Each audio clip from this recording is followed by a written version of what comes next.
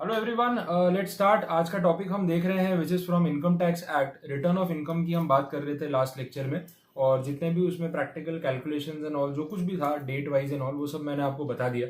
अब हम यहाँ पे आज इसके रिमेनिंग टॉपिक्स को कंप्लीट करने जा रहे हैं और काफ़ी ईजी सा पार्ट है ये। तो लेट्स स्टार्ट। जो हमारे नोट्स हैं उसमें आप देखेंगे अगला topic which is section 139 capital A.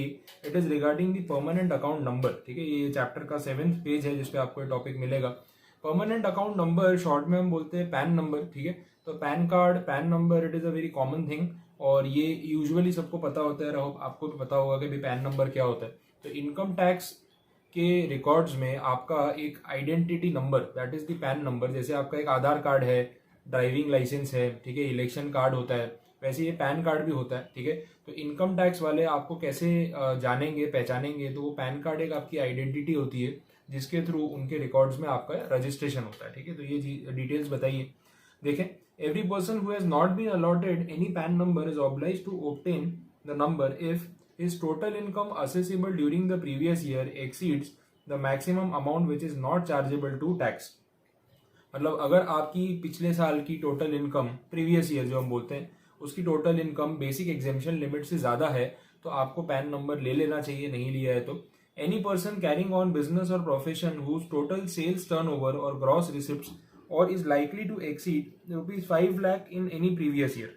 अगर किसी प्रीवियस ईयर में आपकी जो रिसिप्ट है या टर्नओवर है वो 5 लाख रुपए से ज़्यादा होना है तो उस सिचुएशन में ये नेसेसरी होगा कि आप पैन नंबर अप्लाई करें। और 5 लाख रुपए का टर्नओवर बहुत बड़ा अमाउंट भी नहीं है अगर आप ट्रेडिंग या ऐसा कुछ कर रहे हैं, मतलब पैन नंबर लेना ही है। 139(4)A में है आप ट्रस्ट, चैरिटेबल इंस्टीट्यूशन, तो भी पैन नंबर चाहिए। Any resident entity other than individual which enters into a financial transaction of an amount aggregating to 2,50,000 rupees और more in a financial year. ये इंडिविजुअल के अलावा किसी भी और एंटिटी को कवर करता है। 2.5 लाख से ऊपर का अगर आप कोई ट्रांजैक्शन कर रहे हैं तो पैन नंबर चाहिए। तो ये कंपनी, फर्म, LLP, ये सारी एंटिटीज आएंगी, HUF आएगा। तो 2.5 लाख रुपए का एक इनवॉइस बनना, ट्रांजैक्शन होना बिजनेस में तो बहुत बड़ी बात नहीं मानी जाती। ये पॉइंट पहले नहीं था, ये कुछ टाइम पहले ही ऐड हुआ है, तो आप इसको एक अमेंडमेंट की तरफ भी देख सकते हैं।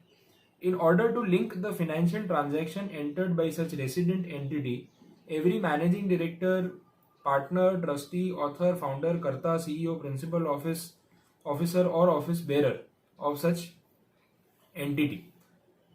ठीक है, in order to link the financial transactions, ये तो पॉइंट को जिन्होंने आधा ही छोड़ दिया। Besides the above case the AO may also allot a permanent account number to any other person by home the tax is payable.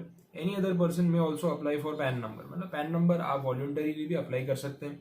हर किसी को जिसको टैक्स पे करना जरूरी होता है उसको पैन नंबर लेना चाहिए, ये बोला हुआ है। और फाइनेंशियल ट्रांजैक्शंस लिंक करने की बात कर रहे हैं, वो जो पॉइंट है मैं एक बार उसको वेरीफाई कर लेता हूँ कि उसमें कुछ और ऐड होगा या नहीं। However, section 139 has been amended and provides that the alternative of quoting the general index register number till such time the permanent account number is allotted। ठीक है, यहाँ पे बोला है कि अगर आपने पैन नंबर के लिए अप्लाई कर दिया है तो जो उन्होंने आपको एक रजिस्ट्रेशन नंबर जैसा दिया होगा, जब तक पैन नंबर अलॉट नहीं हो जाता तब तक के लिए आप वो यूज़ कर सकते हैं। ये कॉमन चीज़ है, हर जगह होता है। आप किसी भी चीज़ के लिए अप्लाई करते हैं तो एप्लीकेशन नंबर होता है। अगर मेन रजिस्ट्रेशन नंबर अभी तक नहीं आया है तो आप एप्लीकेशन नंबर यूज़ कर सकते हैं। It is a common thing. Pan number में उन्होंने बोला कि 10 डिजिट का अल्फा न्यूमेरिक नंबर है। ठीक है, और ये एक लैमिनेटेड कार्ड के फॉर्म में इशू किया जाता है, आपने देखा ही होगा। और पैन नंबर जो है वो आपको अपने ट्रांजैक्शंस के टाइम पे मेंशन करना होता है, ये भी बताया गया है। These transactions include income tax payment, TDS credits, return of income, wealth tax, gift income, fringe benefit tax, ये सब चीज़ें आदि तो अब डिलीट हो गई है, आप उसको इग्नोर करना। Specified transactions, correspondences and so on. तो मतलब जहाँ जहाँ पैन नेसेसरी है, जहाँ पे उन्होंने बोला है कि पैन नेसेसरी है मेंशन करना, वहाँ आपको करना पड़ेगा। नेक्स्ट टॉपिक में वो चीज़ आएगी। ठीक है, फिर बोला है interchangeability of pan and Aadhaar and mandatory coating in prescribe transactions. यहाँ पे उन्होंने बोला है कि काफ़ी सारी जगहों पे पैन नंबर मेंशन करना कंपलसरी होता है। उसके लिए नीचे एक लिस्ट है, वो आप देख सकते हैं कि कोटिंग ऑफ पैन करके जो बोला है ना, वो पूरी लिस्ट आपको MCQ के लिए पढ़नी पड़ेगी, कोई चॉइस नहीं है। बिकॉज वो जो all of the above, none of the above, first, second, third, वो ऑप्शंस वाले जो MCQ होते हैं ना कि भाई इनमें से कौन सा होगा कौन सा नहीं, तो उसमें ये लिस्ट काम आती है, इसमें से MCQ बनता है। अब जो इंटरचेंजेबिलिटी बोली है वो भी देख लेते हैं. To ensure the ease of compliance it is provided for interchangeability of PAN with the Aadhaar number. According to the provisions of this section amended, every person who is required to furnish or intimate or quote his PAN number and who has not been allotted a PAN but possesses the Aadhaar number may furnish or intimate or quote his Aadhaar number in lieu of PAN number. तो ये बोला कि अगर आपके पास pan number नहीं है, अभी तक आपने लिया नहीं है या अप्लाई करना बाकी है या कर रखा है और आया नहीं है अभी तक, आप आधार नंबर जो है कोट कर सकते हो, वो भी चलेगा. तो इंटरचेंजेबल है, पैन के बदले आधार नंबर दे दिया तो चलेगा. Every person who has been allotted a PAN and who has linked his Aadhaar number under 139AA may furnish or intimate or quote his Aadhaar number in lieu of PAN. ये की बात हो गई. Penalty की बात है, अगर ये प्रोविजंस आपने फॉलो नहीं किए तो 10,000 रुपये की पेनल्टी लग सकती है. मतलब जहाँ पैन नंबर मेंशन करना चाहिए अगर आप नहीं करते हो ना, 10,000 रुपीज़ तक की पेनल्टी है. तो सीवियर ऑफेंस है, थोड़ा ध्यान रखना. आगे बढ़ते हैं. 139AA बोला है. 139AA में आधार नंबर की बात हो रही है. ये बहुत सिंपल पॉइंट है. देखो, दो कैटेगरी में डिवाइड किया है. 1 जुलाई 2017 से पहले जिन लोगों ने ऑलरेडी अपने पैन नंबर इशू करवा रखे थे, रिटर्न ऑफ इनकम भर रहे थे, उनको बोला कि अब आधार नंबर के लिए अप्लाई करो और आधार नंबर को पैन नंबर से लिंक कर दो. तो फिर आप कोई भी एक मेंशन करो, दूसरा तो लिंक्ड है, तो कोई परेशानी नहीं है. और अगर अब आप नया पैन नंबर अप्लाई करते हो, आधार नंबर आपके पास होना ज़रूरी है. तो पहले आधार कार्ड बनवा लो. आधार कार्ड बनवाने के लिए पैन कार्ड की ज़रूरत नहीं है, लेकिन पैन कार्ड बनवाने के लिए आधार कार्ड लिंक कराना अब ज़रूरी हो गया है. मार्च 2019 तक ऑप्शनल रखा था, बट ये बार बार डिबेटेबल होता रहा. मैटर तो सुप्रीम कोर्ट तक भी गया था. बैंक के अकाउंट के साथ भी लिंक करना है. गवर्नमेंट ने स्ट्रेस दिया कि आधार कार्ड को हर चीज़ के साथ लिंक करना है. ठीक है, तो वो एक कनेक्टिविटी क्रिएट कर रहे थे कि एक डॉक्यूमेंट से सारी डिटेल पता की जा सके कि ये कौन है, क्योंकि फ्रॉड्स करते हैं लोग, तो उस चीज़ को अवॉइड करने के लिए. तो इसलिए उन्होंने बोला कि आधार कार्ड को पैन कार्ड के साथ लिंक करना है. तो कैटेगरी ए में वो लोग हैं जो नए हैं, अभी पैन नंबर ले रहे हैं, तो भाई पहले आधार कार्ड बनवा लो. आपने आधार कार्ड के लिए अप्लाई भी कर दिया है ना, तो उसका जो एनरोलमेंट आईडी होता है वो भी चलेगा. मतलब अभी आया नहीं है आधार नंबर, लेकिन आपने अप्लाई किया है ना, तो that application number is called the enrolment ID, जो अप्लाई करते ही जनरेट हो जाता है. वो भी यहाँ मेंशन कर सकते हो जब पैन कार्ड के लिए एप्लीकेशन दोगे. और दूसरा वो जो मैंने आपको बोला जुलाई 2017 वाला, तो उससे पहले जिन्होंने बनवा रखा था पैन कार्ड, उनको अब आधार कार्ड के लिए अप्लाई करके लिंक करना पड़ेगा. तो इन शॉर्ट देना तो दोनों को ही है ना, कोई ऑप्शन नहीं है उसके अंदर, लिंक तो करना ही है. तो ये अब अभी तो आया है, कोरोना के टाइम पे फाइनेंस मिनिस्टर ने डिक्लेयर किया है कि पैन कार्ड भी आप फ्री में बनवा सकते हो. उसकी फीस ज़्यादा थी भी नहीं, कुछ 110 रुपीज़ समथिंग था. वो भी बोला कि फ्री है, ऑनलाइन है, एप्लीकेशन के थ्रू भी आप जनरेट कर सकते हो और इमीडिएट भी आपको पैन कार्ड मिल सकता है. अब जिसके पास आधार कार्ड होगा उसके लिए चीज़ें ईजी हो जाएंगी. ठीक है, नेक्स्ट पॉइंट. ठीक, अब हम बात कर रहे हैं आगे उस सिचुएशन की जहाँ पे बोला गया है कि अगर आधार कार्ड आपके पास नहीं भी होगा ना तो चलेगा. तो वो कौन से केस हैं वो देख लेते हैं. सबसे पहले बोल रहे हैं कि अगर कोई असेसी है जो आसाम या जम्मू एंड कश्मीर या मेघालय से है, तो उनके लिए आधार कार्ड अगर नहीं भी होगा तो चलेगा. इसमें उन्होंने नोटिफिकेशन के थ्रू अलाउ किया है और वो नोटिफिकेशन जो है इफेक्टिव है 1 जुलाई 2017 से ही. ठीक है, ये बोला हुआ है 1 जुलाई 2017 वैसे वो डेट है जिस दिन से जीएसटी अप्लाई हुआ था. जस्ट रिलेट करा रहा हूँ. और non resident as per the income tax act, non resident के लिए भी मैंडेटरी नहीं है. अगर किसी की एज 80 ईयर्स या उससे ज़्यादा है प्रीवियस ईयर में कभी भी, मतलब इतनी एज हो चुकी है, तो भी चलेगा, आधार कार्ड की ज़रूरत नहीं है. और अगर वो इंडिया का सिटीजन नहीं है तो भी कोई रिक्वायरमेंट नहीं है. फिर नीचे 272B वाले में वही पेनल्टी सेक्शन है, और पेनल्टी जनरली यहाँ पे हर चीज़ में 2,000 मतलब 10,000 रुपये लगाई हुई है. तो आप ध्यान रखना, पेनल्टी काफ़ी सीवियर है. ठीक है, चलिए इसके बाद आगे बढ़ रहे हैं सेक्शन 139 कैपिटल बी. अब अगला जो पार्ट है इसको हम बोल रहे हैं submission of return through tax return preparers. ठीक है, तो टैक्स रिटर्न प्रिपेयरर्स जो हैं उनके लिए ये एक अलग से सेक्शन बनाया गया. अब ये कौन होते हैं? टीआरपीज बोलते हैं इनको. तो एक्चुअली में टीआरपीज है कौन? देखो, इनकम टैक्स के केस में ऐसा है कि इंडिया में मेजॉरिटी लोग इतनी इनकम अर्न नहीं करते हैं कि उनका टैक्स कुछ पे करना बने. मतलब जो बेसिक एग्जेम्पशन मिल रहा है, डिडक्शंस मिल रहे हैं, वो सब मिलने के बाद कुछ बचता नहीं है कि उनको कुछ टैक्स पे करना पड़े. तो बहुत सारे लोग जीरो टैक्स वाला रिटर्न भरते हैं, जिसको हम निल रिटर्न बोलते हैं कि भाई आपने कोई टैक्स में अमाउंट तो कुछ पे करना नहीं, तो उसको क्या बोलते हैं? निल रिटर्न. ठीक है, तो ये सिचुएशन है. अब यहाँ पे टैक्स रिटर्न प्रिपेयरर्स का रोल क्यों है वो आप समझो. देखो, एक middle class, lower middle class person जिसका टैक्स लायबिलिटी ज़्यादा है नहीं, या तो 200-500 रुपये आया होगा या जीरो, और अभी के सिनारियो में तो 5 लाख रुपए तक की इनकम एग्जेम्प्ट हो जाती है. तो ऐसे तो कितने लोग हैं जो 5 लाख से ऊपर इनकम दिखाते नहीं है, तो 87A का रिबेट ही 12,500 है, तो उसके बाद वो जीरो हो जाता है। तो 5 लाख रुपए तक कमाने वाला इंसान अगर 1 रुपया भी टैक्स नहीं भर रहा है और वो रिटर्न फाइल कर रहा है, तो रिटर्न फाइल करने के लिए वो जाएगा चार्टर्ड अकाउंटेंट के पास। चार्टर्ड अकाउंटेंट लेगा 5,000 रुपये फीस। अब वो सोचेगा यार जीरो टैक्स है, कोई खर्चा नहीं है इनकम टैक्स का, 5,000 रुपये सीए को देने के तो बहुत महंगा है यार, अब खुद से भरना आता नहीं है हमें, तो कहाँ क्या करेंगे, प्रॉब्लम तो होगा।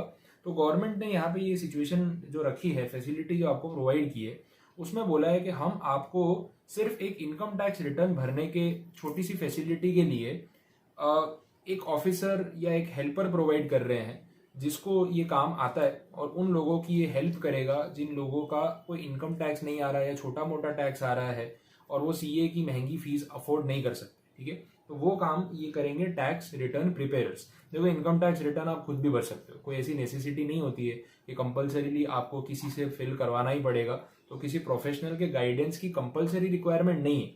But if you are not aware of that situation कि भाई कैसे फिलअप करना है और आपको हेल्प चाहिए, तो फिर ये ऑप्शन आपके पास है टीआरपीज का। देखो, वैसे तो कोई बीकॉम वाले अकाउंटेंट से भी आप फिल करा लोगे ना, वो भी रीजनेबल अमाउंट में कर देता है, ऐसी बात नहीं है, लेकिन सरकार ने अपनी तरफ से एक फैसिलिटी दी है तो आप उसका फायदा ले सकते हो। अब ये जो टैक्स रिटर्न प्रिपेयर्स हैं, इनको भी एग्जाम देके ये पोस्ट अचीव करनी पड़ती है। इंडिविजुअल्स होते हैं, ठीक है, central board of direct taxes इनको ये अथॉरिटी देती है कि वो ये नाम यूज कर सकें, पर इनमें कुछ एक्सेप्शंस हैं। शेड्यूल्ड बैंक का कोई ऑफिसर, कोई लीगल प्रैक्टिशनर, लॉयर, कोई chartered accountant, specified class of people, ये लोग टीआरपी नहीं बन सकते, क्योंकि आप तो ऑलरेडी एक प्रोफेशन में हो, सारे प्रोफेशन आप ही फॉलो कर लोगे, कैसे चलेगा। फिर बोला all persons except a company और any other person whose accounts are to be audited under any law can file the returns through tax return preparers. यहाँ पे बोला है कि कोई कंपनी हो या फिर किसी के अकाउंट्स ऑडिट में हो तो वो टीआरपी के पास नहीं जा सकता। ऊपर बोला ऑल पर्सन एक्सेप्ट, तो ये एक्सेप्शन है दोनों, कंपनी और ऑडिट वाले, इनको कंपलसरी चार्टर्ड अकाउंटेंट के थ्रू करना पड़ेगा, क्योंकि ऑडिट टीआरपी नहीं कर सकता है, वो सिर्फ आपको रिटर्न फाइल करने में जो ऑनलाइन फाइलिंग होता है ना, उसमें हेल्प कर सकता है, इतना ध्यान रखना। क्लियर। तो ये 139B हो गया आपका। सेल्फ असेसमेंट के बारे में हमने बात कर ली थी, 140 वाले सेक्शन के बारे में भी बात कर ली थी। नीचे वापस से 139B ही लिखा है, रिपीटेड है, पूरा रिपीट हो रहा है वो। चलिए, तो अगला सेक्शन देख लेते हैं, सेक्शन 220 सबसेक्शन 2। ये इंटरेस्ट पेमेंट की बात हो रही है। देखो, इसमें ये बोला गया है कि अगर आपको डिमांड नोटिस भेजा जाए कि भाई आपका टैक्स पे करना बाकी है, टैक्स पे कर दो, तो डिमांड नोटिस 156 सेक्शन में होता है। उसके बाद आपको 30 डेज का टाइम मिलता है, मतलब सर्विस ऑफ नोटिस से लेके आपको एक्चुअल पेमेंट करने के लिए 30 दिन का टाइम मिलता है। अगर आप वो 30 दिन में पेमेंट नहीं करते हो तो फिर आपको इंटरेस्ट पे करना पड़ेगा at the rate of 1% for every month or part thereof comprised in the period। ठीक है, तो जितना आप डिले करते जाओगे उसमें जितने मंथ आते जाएंगे, अब वो तो डेट टू डेट होगा। ठीक है, अब जैसे आपको डिमांड नोटिस मिला है 10 जून को और आपको बोला गया है कि आपको 9 जुलाई से पहले पे करना है, तो अगर आपने 9 जुलाई तक पे नहीं किया तो 10 जुलाई से तो इंटरेस्ट काउंट होगा। अब जुलाई का मंथ तो आ गया ना, 10 जुलाई टू 31 जुलाई, तो उसका 1% काउंट हो गया। अगस्त में भी आपने नहीं भरा, उसका पूरा 1% काउंट हो गया। तो ना मंथ और पार्ट ऑफ अ मंथ ऐसे करके 1% पर मंथ काउंट होगा। ये हमने वो एडवांस टैक्स वाले में जो कैलकुलेशन नहीं किया था, late payment of interest under section 234A-B-C, same format में इसका भी कैलकुलेशन रहेगा। ये उसी ब्लॉक का सेक्शन है, बट यहाँ मैंने साथ में एक बार इसको रिलेट करा दिया। फिर यहाँ पे ये भी बोला है सबसेक्शन 2A में कि अगर इंटरेस्ट को वेव ऑफ करने की जरूरत पड़े तो वो भी किया जा सकता है। Payment of such interest has caused और would cause genuine hardship to the assessee. ये रीजंस है, अगर इंटरेस्ट पे करने से आपको बहुत ज्यादा जेन्यून परेशानी हो सकती है तो वो लोग माफ कर सकते हैं। The default in the payment of the amount on which the interest has been paid और was payable was due to circumstances beyond the control of the assessee. बहुत जैसे कोरोना की सिचुएशन हो गई या कुछ है तो सरकार ने बोला ना हम इंटरेस्ट भी माफ कर देंगे, तो वो एक सिचुएशन अलग होती है। Assessee has cooperated in any inquiry relating to the assessment और any proceeding for recovery of any amount due from him. मतलब आपने पूरा कोऑपरेशन दिया और आप भी पे करने के लिए रेडी थे, और उस वजह से उनको लगा कि नहीं भाई जेन्यून असेसी है, डिले हुआ है ठीक है, बट इसका इंटरेस्ट माफ किया जा सकता है अगर वो रिक्वेस्ट कर रहा है। Provided that the order accepting और rejecting the application of the assessee either in full और in part shall be passed within a period of 12 months from the end of the month in which the application is received. मतलब उसने अगर waiver के लिए demand किया है, request किया है, तो अगले 12 महीने में ये एप्लीकेशन के ऊपर काम हो जाना चाहिए। Further, no order rejecting the application either in full or in part shall be passed unless the assessee has been given opportunity of being heard। ठीक है, तो मौका तो मिलेगा। Provided also that where any application is pending as on first day of June 2016 the order shall be passed on और before 31st day of May 2017। अब ये point actually पुराना हो गया 2017, जाने दो, आप उस पॉइंट को इग्नोर कर सकते हैं, ठीक है। तो इसके साथ आपके रिटर्न ऑफ इनकम वाले सारे सेक्शन जो हैं वो कवर अप हो चुके हैं। This is the end of the chapter, this is it. अगर आपको इस चैप्टर में अभी कोई क्वेरी है, कोई डाउट है, तो आप पूछ सकते हैं, मोस्ट वेलकम, ठीक है। और बाकी भी चैप्टर्स के डाउट्स जैसे मैं आपको करवाता जा रहा हूँ MCQ के हिसाब से, वैसे ही इस चैप्टर के भी डाउट्स जो है वो मैं क्लियर करवाता जाऊँगा, ठीक है। Thank you so much.